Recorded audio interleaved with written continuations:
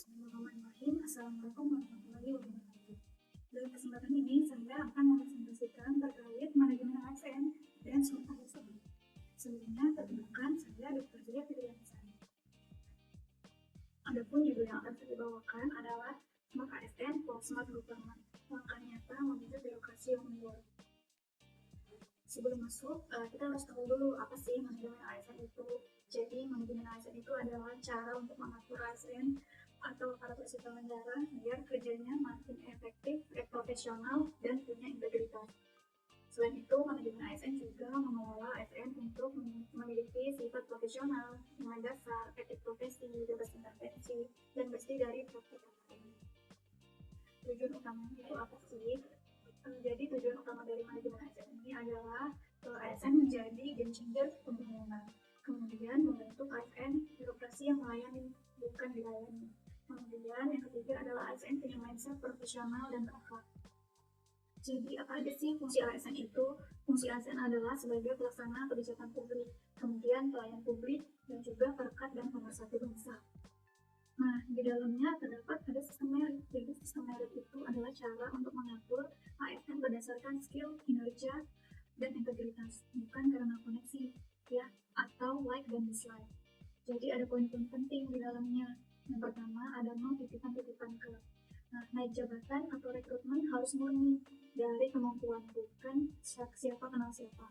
Kemudian performa is king. Jadi kinerja nyata lebih dihargai daripada basa-basi.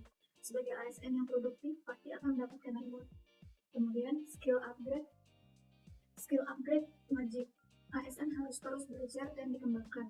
Mengupdate skill sama dengan diri karirnya.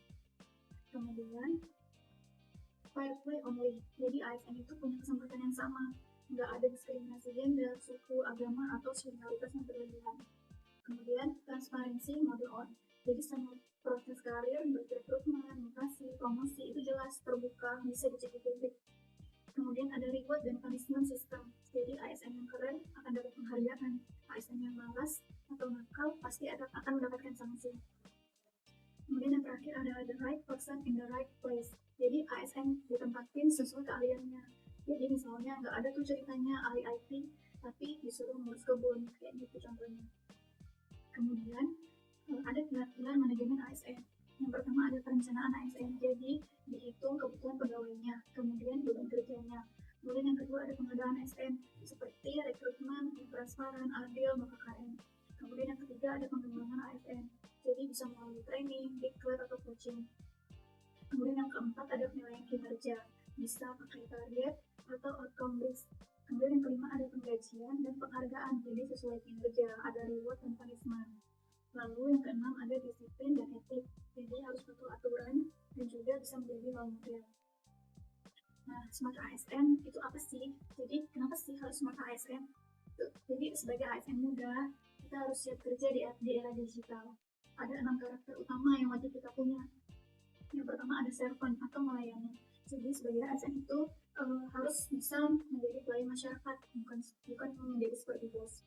Kemudian meritokratik, yaitu naik jabatan dan reward berdasarkan kinerja, bukan kedekatan.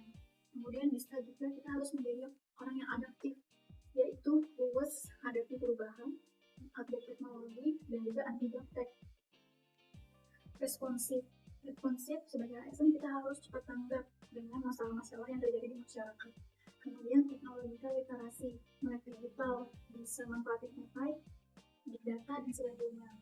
Kemudian kolaboratif, nggak zaman sekarang kerjanya harus sendiri-sendiri, jadi kita harus bisa bekerja secara teamwork, baik dalam lintas instansi ataupun di luar. Kenapa sih kita harus peduli? Jadi dunia kerja itu kan udah berubah, nggak seperti dulu. Jadi sebagai ASN kita harus upgrade. Rakyat butuh pelayanan yang cepat, ramah, simpel, transparan gitu. Kemudian selanjutnya kita juga membutuhkan birokrasi yang bersih dan berintegritas. Lalu sebagai ASN yang cerdas dan kompeten dapat membuat pembangunan yang lebih cepat dan tepat sasaran. Kemudian dengan itu kita bisa meningkatkan kepercayaan publik, di mana sama dengan modal utama kita untuk menjaga stabilitas negara. Lalu smart ASN itu bukan soal digitalisasi saja, tapi juga soal attitude, kompetensi, dan koneksi. untuk melayani masyarakat dengan lebih baik. Untuk konkretnya, terkait manajemen ASN, baik dari sistem merit, kinerja, dan pengembangan SDM, yaitu yang pertama dari rekrutmen transparan, seperti kita saat mendaftar CPNS menggunakan sistem CAT, sehingga adil dan juga bebas dari KKN. Kemudian promosi jabatan berbasis kinerja, jadi punya kompetensi dan prestasi dipromosikan. Kemudian yang ketiga, pengembangan kompetensi ASN, di mana ASN itu wajib untuk mengikuti diklat, webinar, atau e-learning agar selalu update skill sesuai dengan tuntutan zaman. Lalu untuk smart ASN yang terkait sikap dan kompetensi ASN, jadi dapat melayani dengan sistem antrian online. Ya, pasti sudah berjalan seperti yang lainnya tahu, menyambut pasien dengan ramah, kemudian dokter ditetapkan sesuai dengan keahliannya, dokter umum di puskesmas, kemudian bisa juga dokter spesialis di rumah sakit, kemudian penggunaan aplikasi rekam medis elektronik, kemudian ASN di bidang kesehatan dapat membuka posko darurat saat terjadi bencana alam.